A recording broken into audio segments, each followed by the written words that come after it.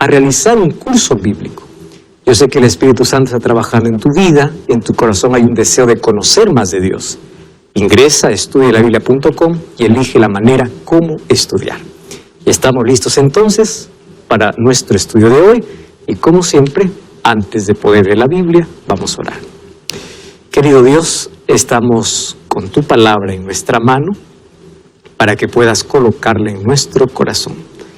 Que tu Santo Espíritu pueda guiarnos en el estudio de hoy, podamos ser fortalecidos en tu palabra y que la esperanza pueda brillar en nuestra vida al saber que tenemos un Dios que nos ama, un intercesor que nos ayuda y que siempre está dispuesto a extender su mano para ofrecernos su salvación. Danos tu bendición en el estudio de hoy, en el nombre de Jesús. Amén. Muy bien, mis amigos, hoy vamos a hablar acerca de el santuario como un lugar de intercesión. Haciendo un breve repaso de lo que ya vimos en el programa anterior, según el libro de Salmos capítulo 77, versículo 13, el camino de Dios, ¿dónde está? En el santuario. Aquí está explicado el plan de salvación. Y hoy quiero mostrarles que en el santuario terrenal y los servicios que se realizaban en este santuario, por lo menos ilustran 3 fases del ministerio de Cristo. Y eso es lo que queremos comprender en esta lección y en las próximas lecciones. ¿Cuáles son esas 3 fases? La primera tiene que ver con el sacrificio sustitutivo. Quiere decir, Dios colocándose en nuestro lugar. Jesucristo se coloca en nuestro lugar y Él sufre nuestra condenación. Él paga por nuestros pecados y Él nos otorga su justicia. Eso es lo que se conoce como la justicia imputada. ¿Qué significa justicia imputada? Yo coloco mis pecados en las manos de Cristo. Él asume mi problema y Él me da su justicia. Entonces, yo llego a ser justo delante de Dios, no por lo que yo hago, sino por la justicia de Cristo en mi vida. Pero hay otro tipo de justicia, que es la justicia impartida. ¿Qué significa la justicia impartida? Son las buenas obras que yo realizo, pero no por mi propia naturaleza, sino porque el Espíritu Santo trabaja en mi vida. Este es un asunto importante, fíjense. Cuando una persona todavía no se entrega a Cristo, el Espíritu Santo trabaja de afuera hacia adentro. ¿Qué significa? El Espíritu Santo nos llama, el Espíritu Santo nos atrae, nos suplica, llama nuestra atención. Pero cuando nosotros aceptamos a Cristo, el Espíritu Santo trabaja de adentro hacia afuera. ¿Cómo de adentro hacia afuera? Cambiando mis defectos, mis gustos depravados, mi vida deteriorada. Él empieza a transformar. Por eso que los verdaderos cambios en la vida cristiana no son cambios superficiales. Ustedes van a ver en la vida muchos religiosos que tienen solamente cambios por fuera. Por fuera son correctos, por afuera todo bien, pero por adentro está podrido. Jesús dijo de los fariseos, sepulcros blanqueados, por fuera pintados, por dentro lleno de inmundicia. ¿Por qué razón? Porque estas personas no permiten que el Espíritu Santo haga un cambio real. Y los cambios reales, claro que se notan en el exterior, pero ¿dónde comienzan? Adentro. Entonces, ¿qué cosa es lo ideal? Que lo que la gente de fuera sea el resultado natural de lo que acontece dentro. Porque es fácil poder hacer cambios superficiales. Por afuera tú puedes ser perfecto, pero los cambios reales comienzan de adentro. Que nuestro exterior revele un cambio real, no superficial. Entonces, Cristo se coloca en nuestro lugar y nos da su justicia. Eso es justicia imputada. Yo recibo lo que no merezco. Cuando yo voy a la presencia de Dios y comienzo a orar y le pido perdón por mi pecado, Cristo me da su justicia. Y yo soy justificado. ¿En qué sentido? En que yo ante la vista de Dios soy hecho justo, no por lo que hago, sino porque acepto la justicia de Cristo. Y ese es el vestido que Dios quiere darme, su justicia. Pero también hay otra ilustración del ministerio de Cristo en el santuario, que es la mediación sacerdotal. Jesús no solamente es el sacrificio, sino que también Jesús es el mediador. O sea, este cordero que moría aquí representaba a Jesús. Pero Jesús no solamente es representado por el animal que aquí moría, sino también es representado por el sacerdote que llevaba la sangre de esa víctima hacia el lugar santo y una vez al año el lugar santísimo. Entonces, Cristo es nuestro sacrificio y nuestro sacerdote. ¿Y cuál es la segunda fase? Es que Él es nuestro mediador sacerdotal. ¿Y cuál es la tercera fase de juicio? El juicio final. La tercera fase del ministerio de Cristo. Porque Cristo también es nuestro juez. ¿Y cómo aplica su justicia en el cielo? Eso vamos a ver ahora. Muy bien. En Isaías 7:14 dice que el nombre de Cristo sería llamado Emmanuel. Y Mateo 1:22 y 23 dice que Emmanuel significa Dios con nosotros. Recordemos que cuando Cristo vino a esta tierra, cuando Jesús vino a esta tierra, Él vino a nacer como cualquier ser humano. ¿Y a dónde llegó? Al campamento. De allí, ¿qué cosa hizo? Entró al santuario, de manera figurada. ¿A qué edad? 30 años. ¿Por dónde pasó? Por la fuente, simbolizado por el bautismo. Luego pasó al altar, muriendo en la cruz. Luego pasó al lugar santo. ¿En qué momento? Cuando fue glorificado. ¿Eso cuándo ocurrió? En el Pentecostés. Ese Cristo, ese Dios con nosotros, ese Dios hecho hombre, vino para que a través de su sacrificio y su muerte, dé cumplimiento a aquella promesa que dio allí en el jardín del Edén, Adán y Eva, pero también para ejecutar el plan de salvación que ellos ya habían acordado en la eternidad. El plan de salvación fue diseñado antes de la caída del ser humano, como una solución para el problema del pecado. Entonces, cuando Cristo murió en la cruz, el sistema de sacrificios llegó a su final, porque el sistema de sacrificios apenas era una sombra, y cuando la sombra se encuentra con la realidad, la sombra ya no tiene más valor, porque ahora es la sangre de Cristo que nos perdona de todo pecado.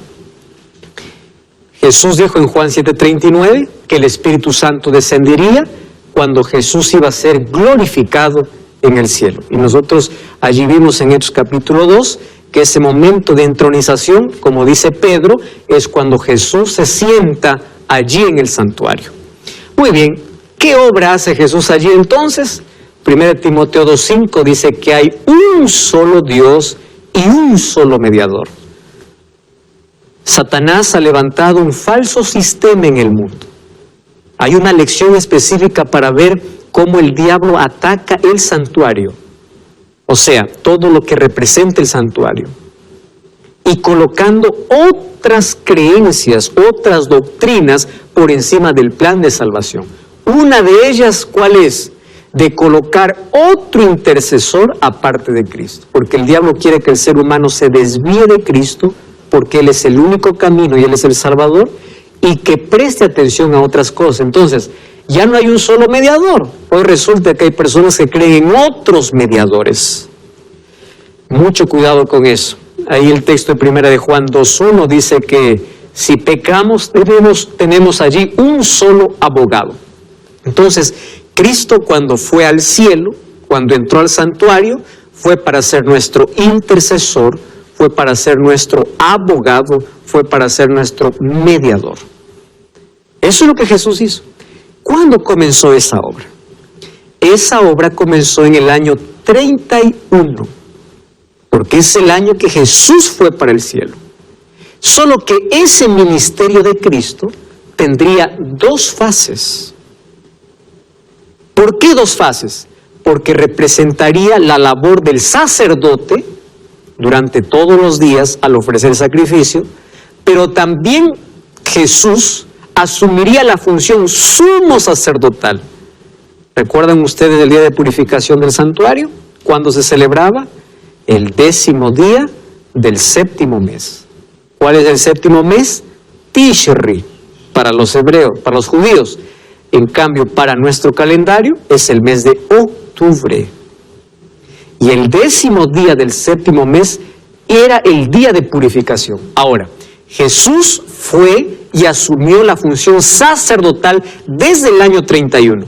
Pero en algún momento de su ministerio, Él no solamente iba a ser nuestro intercesor, nuestro perdonador, no solamente iba a ser nuestro mediador, sino también iba a ser nuestro juez. Desde el momento que Él comenzaría a purificar o una obra de juicio allí en el santuario celestial. Eso como se le conocía como la purificación del santuario. Este es un asunto importante. La relación que existía entre el santuario celestial y el santuario terrenal, por lo menos estaba en dos direcciones. Aquí ahora quiero la atención de ustedes, porque esas dos relaciones tienen que ver con una relación estructural y una relación funcional. ¿Qué cosa estoy diciendo con esto? Estructural, porque Dios mostró a Moisés cómo tenía que construir el santuario. Quiere decir que el santuario real está en el cielo. Y funcional, porque las funciones que acontecían dentro del santuario, acontecerían ¿dónde? En el ministerio de Cristo. Entonces, no solamente tiene que ver con la estructura, sino también con las funciones. Si aquí en el santuario terrenal el sacerdote cumplió una función y el sumo sacerdote otra función, significa que en el ministerio de Cristo también tendría que haber dos funciones, tanto sacerdotal como sumo sacerdotal. ¿Cuál es la diferencia entre las dos funciones? Eso vamos a ver hoy. Entonces, en el lugar santo los sacerdotes ministraban diariamente y en el lugar santísimo el sumo sacerdote ministraba una sola vez por año. Y esta fecha no debemos olvidar, el 10º día del 7º mes. No se olviden esa fecha. 10º día del 7º mes, que traducido a nuestro calendario, que sería 22 de octubre, eso sería el 10º día del 7º mes. Ahora, vamos entonces al texto de Levítico capítulo 23. Miren lo que dice allí el versículo 27 al verso 29, cuando Dios da la orden. A los 10 días de este mes, que es el mes 7º, será el día de expiación. Tendréis santa convocación, afligiréis vuestras almas, ofreceréis ofrenda encendida a Jehová.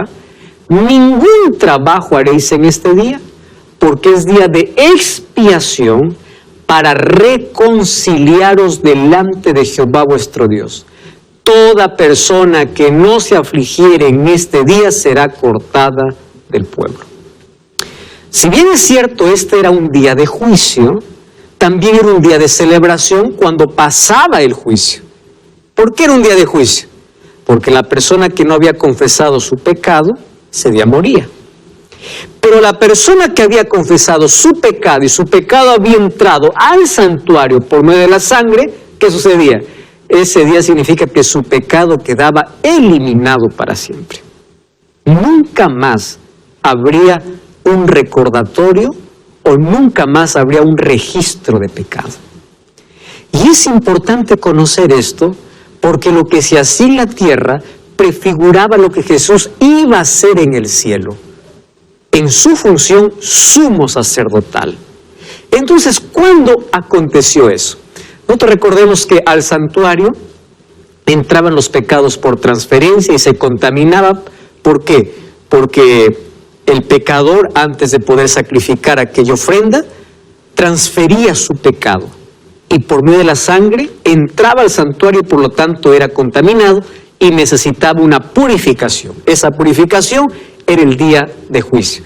Y esto nosotros ya lo hemos visto más de una vez, pero por si haya quedado duda, quiero explicar un poquito más a detalle acerca de que en este día el sacrificio era diferente. ¿En qué sentido? En el día de la expiación, habían no solamente los sacrificios de los corderos de la mañana y la tarde, porque esos nunca cesaron, por eso era continuo, el servicio diario, ni siquiera parado en el día de la expiación. Solo que aparte de los corderos que se sacrificaban en la mañana y en la tarde, el sumo sacerdote primero ofrecía perdón por sus pecados con la sangre no de un cordero, sino con la sangre de un becerro. Y ustedes se van a dar cuenta, allí en el libro de Levítico encontramos, que mientras mayor era la influencia del pecador, la ofrenda tenía que ser mayor. Es interesante la manera como ellos veían el grado de su maldad. Y aunque nosotros aquí estamos acostumbrados a ver, ¿no? Pecado grande, pecado chiquito, todo pecado ofende a Dios. Sin embargo, hay grados de consecuencia y hay grados de influencia. Entonces, una persona comete un pecado para con Dios y no tiene mucha influencia, pues su pecado no arrastra a otras personas. Y es por eso que el sumo sacerdote ofreció un becerro por él y por su familia.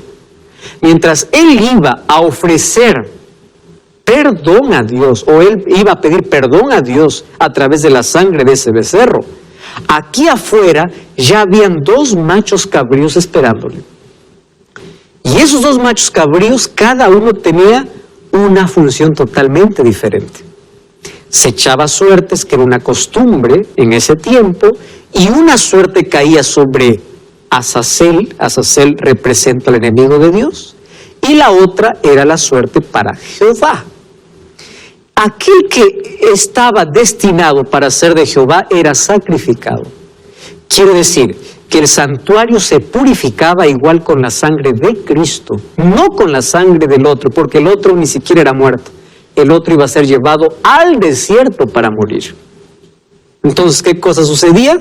Allí lo que pasaba es que el sumo sacerdote, al sacrificar ese animal, tomaba la sangre junto con incienso y ahora se dirigía hasta el lugar santísimo y asperjaba esa sangre 7 veces sobre la tapa del arca. ¿Cómo se llamaba esa tapa del arca? Propiciatorio. Y en ese propiciatorio se limpiaba simbólicamente el pecado de todas las personas que habían ingresado hasta el santuario. Por eso cuando el sumo sacerdote salía, traía simbólicamente el pecado de todos los que habían confesado. ¿Y qué hacía? Ahora él lo transfería hacia ese animal que era para Azazel.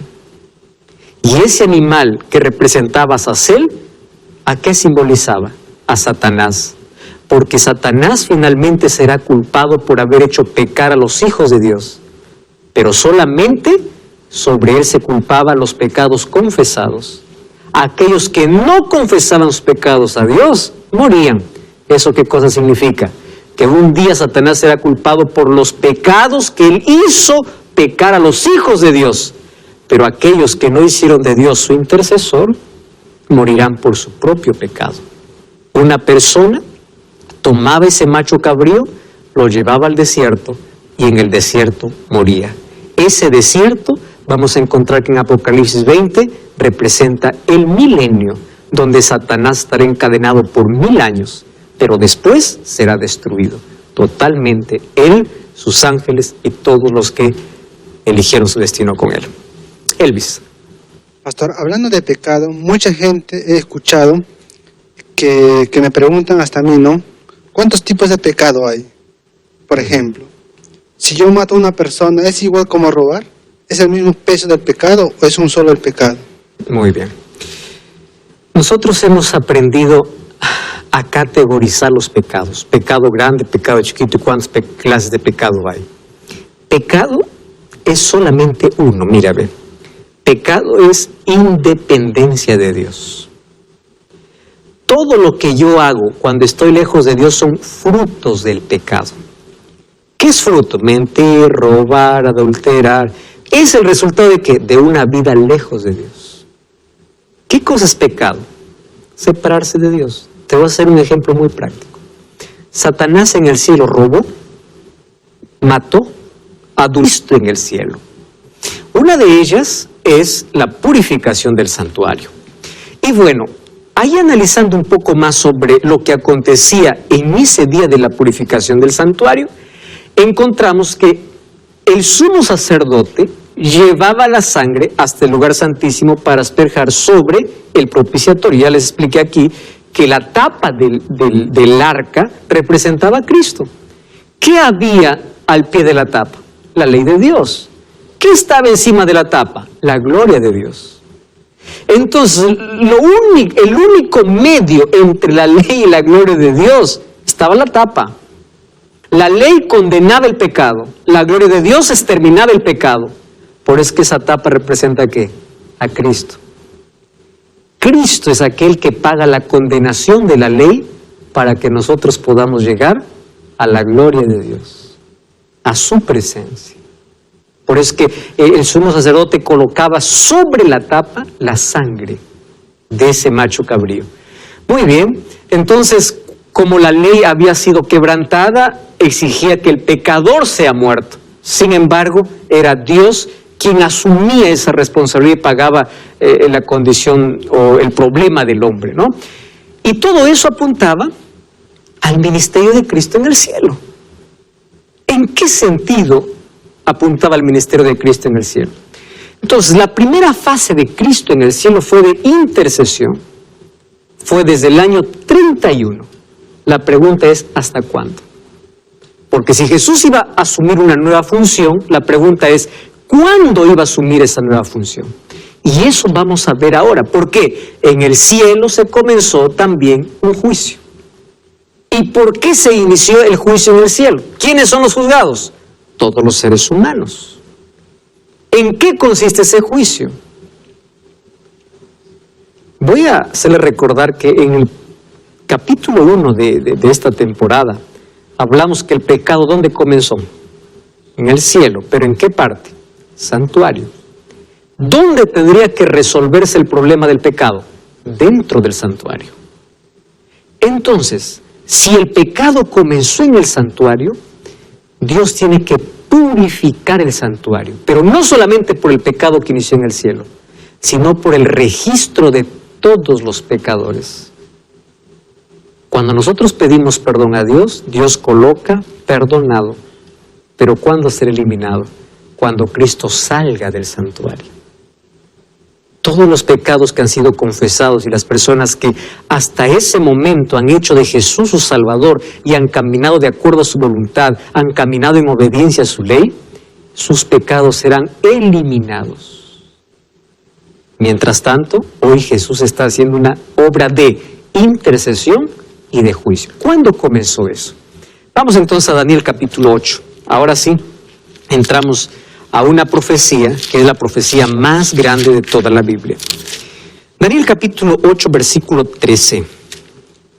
Oí hablar a un santo y a otro de los santos preguntó aquel que hablaba, ¿hasta cuándo durará la visión del sacrificio continuo, la prevaricación asoladora, la entrega del santuario y del ejército para ser pisoteados? Presten atención a las acciones. Resulta que en el capítulo 7 y el capítulo 8 habla de un poder religioso que se levanta para perseguir al pueblo de Dios, para quebrar la ley de Dios, para pisotear el santuario. Cuando dice pisotear el santuario significa todas las verdades que Dios quiso enseñar en el santuario, este poder lo echó por tierra. Y la pregunta es, ¿hasta cuándo tendrá poder eso? Versículo 14. Y él dijo, hasta 2300 tardes y mañanas, luego el santuario será purificado. ¿De qué santuario está hablando aquí Daniel? No está hablando del santuario terrenal. Porque aplicando nuevamente el principio día por año, que ya aprendemos aquí, que es para interpretar la profecía, 2300 años significa que el santuario de Jerusalén hasta ahora existiría, pero el santuario que fue levantado por Salomón, o el templo de Salomón, que luego fue reformado por Herodes, ese templo fue destruido completamente en el año 70. Entonces, estos 2300 años se refería ¿a qué? Al santuario celestial. Cuando dice 2300 tardes y mañanas, mucha atención aquí, una tarde y una mañana equivale a un día, no a dos. Uno dice tarde, una cosa, mañana, no. ¿De dónde sale ese principio? Vamos a Génesis capítulo 1. Miren, ve. Génesis capítulo 1. Y ustedes ahí van a encontrar qué significa una tarde y una mañana. Génesis capítulo 1. Vamos a leer el versículo, vamos a leer allí, versículo 5. Llamó a la luz día, a las tinieblas llamó noche, y fue, ¿qué cosa dice? La tarde y la mañana, ¿de qué día? Del primer día. Lean el versículo 8. Al firmamento llamó Dios cielos, y fue la tarde y la mañana del segundo día. Es decir, una tarde y una mañana representa un día. 2300 tardes y 2300 mañanas representa 2300 días. Pero haciendo el principio bíblico de día por año, 2300 días equivaldrían ¿a cuánto? A 2300 años. Solo que el capítulo 8 de Daniel está conectado al capítulo 9. El capítulo 9 ya vimos en el programa anterior, ¿verdad? Ahora miren, las 2300 tardes y mañanas es una profecía mesiánica donde presenta el Calvario y el santuario. Ahora vamos a ver cuándo comienza esta profecía. El tiempo. Aquí Dios presenta su cronograma de actividades, la totalidad del tiempo. El lugar no es el santuario eternal, sino el santuario celestial. La acción, hay una purificación. ¿Y quién es el que hace esa purificación? Dios. Ahora, presten atención aquí. Vamos nuevamente a Daniel. Nuevamente Daniel, ustedes están allí en Daniel capítulo 8. ¿Verdad? Vamos a ir a Daniel. Vamos a Daniel capítulo 9. Daniel capítulo 9. Wow, esto es interesante. Vamos a ver desde el versículo 20. Estaba hablando y orando y confesando mi pecado y el pecado de mi pueblo, derramaba mi ruego delante de Jehová por el nombre, por el monte santo de mi Dios. Aún estaba hablando en oración cuando el varón Gabriel, a quien había visto en la visión al principio. ¿Qué principio? Miren, al comenzar el capítulo 8, encontramos que allí Gabriel va para explicarle una visión. Dice, vino volando con presteza, como la hora del sacrificio de la tarde. ¿Qué hora es la hora del sacrificio de la tarde? 3 de la tarde. Me hizo entender y habló conmigo diciendo, Daniel, ahora he salido para darte sabiduría y entendimiento. Al principio de tus ruegos fue dada la orden. Y yo he venido para enseñártela porque tú eres muy amado.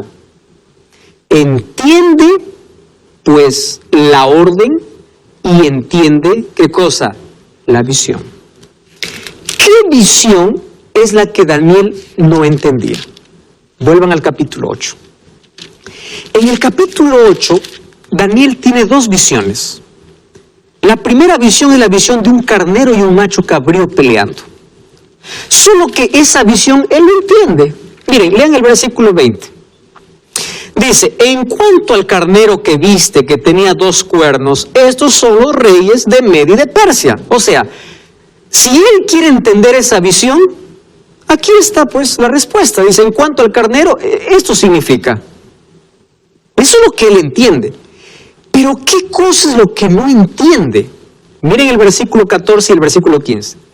Él me dijo, hasta 2300 tardes y mañanas el santuario será purificado. Y mientras yo, Daniel, consideraba la visión, procuré comprenderla.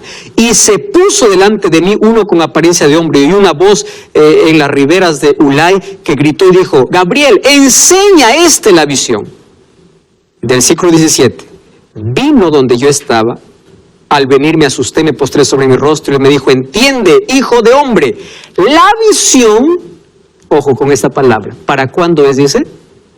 Para el tiempo del fin. O sea, esto no tiene que ver con el pueblo de Israel. Para el tiempo del fin. Y mientras él hablaba, él explica esta visión. Muy bien, vamos entonces al versículo 26. La visión de las tardes y mañanas que se ha referido es verdadera. Tú guarda la visión porque no es para tus días, le está diciendo, es para muchos días. Versículo 27. Yo, Daniel, quedé quebrantado y estuve enfermo algunos días. Y cuando me levanté atendí los negocios del rey, pero estaba espantado a causa de la visión que no entendía. ¿Qué visión no entendía? ¿La visión del carnero y del macho cabrío? No, porque eso le explica el ángel. ¿Qué visión no entiende? No entiende la visión de las 2300 tardes y mañanas. Entonces en el capítulo 9 dice, yo he venido para enseñarte. ¿Y qué dice el versículo 24? 70 semanas están determinadas sobre tu pueblo. ¿Recuerdan la profecía que ya leímos en el programa anterior? O sea, lo que le está diciendo Daniel es, mira, yo te voy a explicar lo que es para tu pueblo. De las 2300 tardes y mañanas, 70 semanas están determinadas. La palabra determinar significa cortadas. Entonces, la profecía de las 2300 tardes y mañanas tiene el mismo comienzo de la profecía de las 70 semanas. ¿Por qué razón? Porque las 70 semanas es una parte de un periodo mayor de las 2300 tardes y mañanas. Entonces el comienzo es el mismo. ¿Y ustedes recuerdan cuándo comenzó entonces la profecía de las 70 semanas? 457. ¿Hasta cuándo fue? Hasta el año 34. Solo que estas 70 semanas se dividen en 7 semanas, 62 semanas y una semana. Ahí está dividida las 70 semanas en 3 periodos. ¿Y por qué está dividido en 3 periodos? Porque a las 7 semanas o 49 años acabó la reconstrucción del muro de Jerusalén. En el año 27, después de 62 semanas, Jesús fue bautizado. Y de allí comenzaría la última semana profética, que equivaldría a 7 años. De los 7 años, 3 años y medio Jesús desarrolló su ministerio en la tierra. Y cuando dice que de los 7 años a la mitad de semana hará cesar el sacrificio, ¿qué cosa significa? Que a la mitad de la última semana de oportunidad para el pueblo judío, Jesús moriría. ¿Y cuándo murió? El año 31. Allí cesaron los sacrificios. Muy bien. Si nosotros entendemos esto, vamos a entender rapidito las 2300 tardes y mañanas. Porque mire, si ustedes quieren conocer el final, vas a conocer el principio. Si ustedes tienen el principio, es fácil sumar y llegan al final. ¿Cuál es el problema de muchos hoy? Hay personas que han tratado de colocar esta profecía para el tiempo del fin. Y ese es un problema serio. Porque eso significa tirar al tacho de basura el ministerio de Cristo. Y hay una cosa en esta profecía. Tú no puedes sacar o separar el sacrificio de Cristo del sacerdocio de Cristo. Las dos cosas van juntas. Su sacrificio y su sacerdocio. Entonces, en estas 70 semanas Jesús, ¿qué cosa mostraría? Su sacrificio. Y en las 2300 tardes y mañanas, ¿qué cosa mostraría? Su sacerdocio. Por eso es que la profecía es una sola. No hay manera de que un poquito de acá lo voy a colocar para allá, un poquito de allá para acá. No, la profecía es lineal. Es de manera histórica, iba a desarrollarse en el periodo de la historia. No es que algunos dicen, no, aquí no se cumplió el plan, Dios paró el reloj y de aquí vamos a colocarlo un poquito para allá. Eso no existe. Allí le está explicando a Daniel, de las 2300 tardes y mañanas, 70 son para tu pueblo. Suficiente, eso tienes que entender. El resto es para el tiempo del fin. No te preocupes del resto. De las 70 semanas, compréndelas tú. Ahora, ¿qué cosa sucede? Vamos a hacer aquí un cálculo, ¿les parece? Si las 2300 tardes y mañanas tienen el mismo origen de las 70 semanas, que es el año 457, entonces es más fácil ahora ver cuándo es que Jesús comienza el juicio en el cielo. Porque dice que después de las 2300 tardes y mañanas, ¿qué sucederá? El santuario será purificado. ¿Qué significa el santuario será purificado? Cristo entraría como juez a hacer qué cosa, un juicio, a desarrollar un juicio. Ahora, presten atención acá. Vamos a restar, ¿les parece? 2300 años menos 490 años que ya pasaron porque fueron por el pueblo de Israel. ¿Cuántos años nos quedan? 1810 años. Está todo aquí, el cálculo perfecto. O sea, de los 2000